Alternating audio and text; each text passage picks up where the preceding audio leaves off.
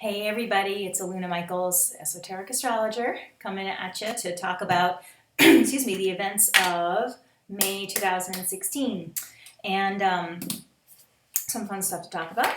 Let's see. First thing is, as I talk to you today, is the 4th. Jupiter is going direct, yay! And that'll be Sunday. Well, I shouldn't say the days, but it might be in a different part of the world. It's a different day. A lot of Australian people calling lately. Let's say the 8th into the 9th, we have Jupiter moving direct. Now, excuse me, Jupiter's moving direct 13 degrees of Virgo. And just in general, Jupiter's about things coming together.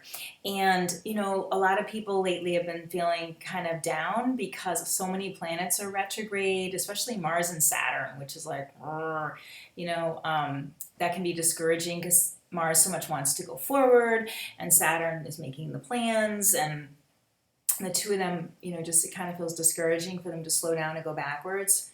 And especially in a sign like Sagittarius, which they are retrograde in, which is so much about the future. And retrogrades are like, take care of the past, then you can have a future, But Jupiter itself, which is Sagittarius's planet, is very optimistic and positive. So the fact that the Jupiter's going direct is like, hey, we can do this. Even though other planets are retrograde, you can feel like some ducks are getting in a row and starting to quack along forward. And have some breakthroughs in things that you're working on, and see that even if it's not fully completed, it's going in the right direction, okay? Especially in terms of health with Virgo, it can be mental states, breaking through that.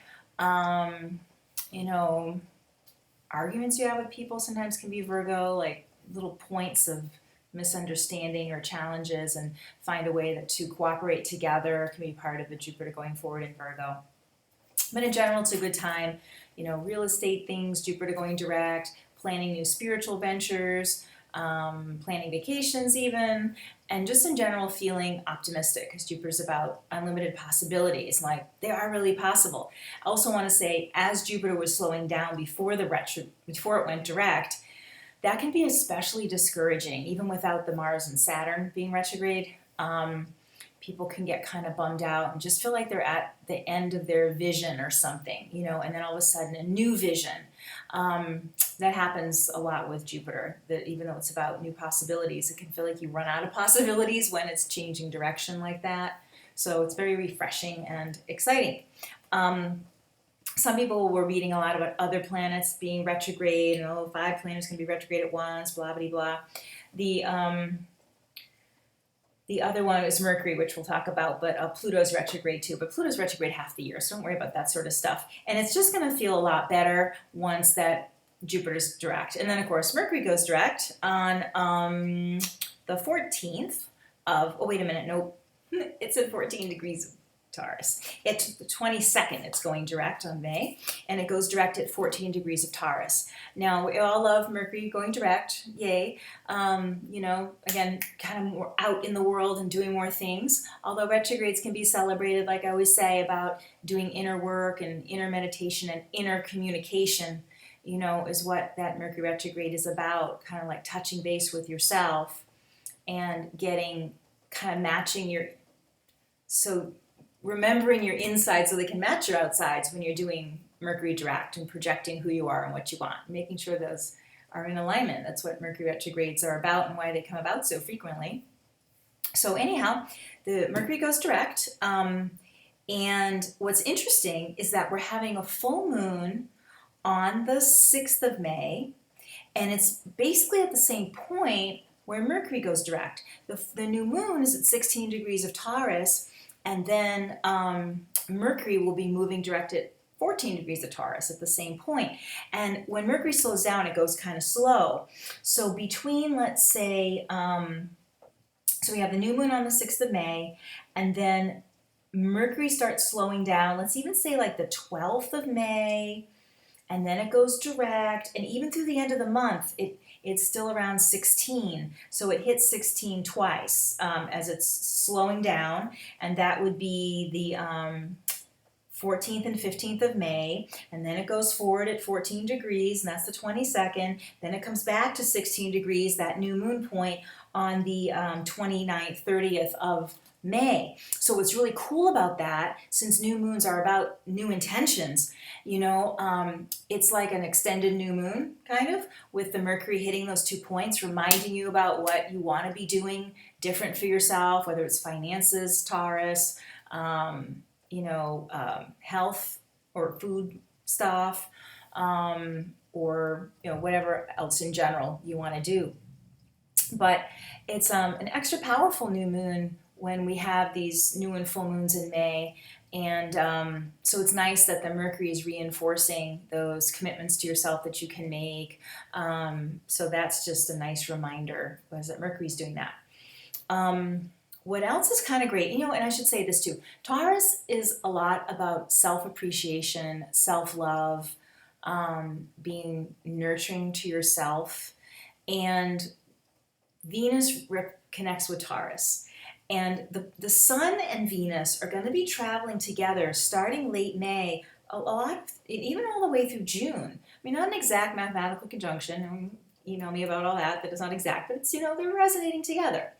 And so the Sun being your identity and Venus being love, it's again that idea of self-love, and with that new moon being reinforced in Taurus by the Mercury turning direct at that point, it's like things you can do that are committing to having self-care and kindness towards yourself. And when you're feeling self-loving, that's radiating out to others. So it's not selfish to take that time for yourself. It's like a microcosm, and then that becomes the macrocosm. You're extending that out. People are resonating with you because they feel your own self-love, that then it's easier they feel love flowing out of you, that hits them, and all that kind of thing. So that can be a wonderful avenue for your spiritual practice over the next 2 months, May and June. And the eating well, just being kind to yourself, saying kind things when we get into the Sun moving into Gemini around the 23rd of May. And so that could be wonderful for you to do too. Let's see if there's anything else. Okay, we have that full moon, which is right when the Sun goes into Gemini, so around actually the 21st. And what's interesting about that is, and talk about challenges with self-love kind of things, is that we have that Mars retrograde that I talked about earlier. Mars will be, so full moons can always be a little crazy anyway, right? Because it's, how full moons are. You're feeling emotionally tense.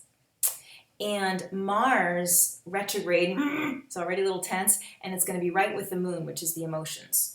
So that'll be a little tricky. So that might be, how committed are you to self-love? You could be, if you're meditating or whatnot, finding a part of yourself that feels, this is unloving, or I'm always trying to overcome this and I don't like this. So you could have a challenge that as you're doing a self-love, self-awareness practice and awareness with yourself, that something comes up that really does need your love. And, let's say it's an eating issue. I'm just thinking because of Taurus, the moon in Taurus. You're eating well. Say, I'm eating well. I'm doing good. Da, da, da. And then what happens if you feel in that full moon, you feel a little over-emotional, and you go out and eat a whole chocolate cake or something. And then I'm never going to get over this eating thing. Or I have emotions and I eat. That's when you need your self-love the most, because maybe that breaks that addictive cycle, is loving yourself even in the midst of it, and not condemning yourself. So that would be an interesting spiritual test there with that full moon. Also, loving others can be challenging because they're all in their self-hateful stuff and projecting onto you. So it's like, wow, that person must really be uncomfortable in their own skin right now. And that could be an interesting little practice at that full moon to think about when people are driving you crazy and acting especially irritating, whatever they're going to be doing. So that's May. And if you'd like to have a session with me, you can always contact me through my website, alunamichaels.com, or send me an email, text my cell phone, which is a 248 number. Don't text the 727 number. That's my house. Some people do that. Say, you never got my text. Well, that's a landline. So when you go to my website, you can see that. And have a great month of appreciating yourself and spreading that out through the world. And we will talk again in June. Bye for now.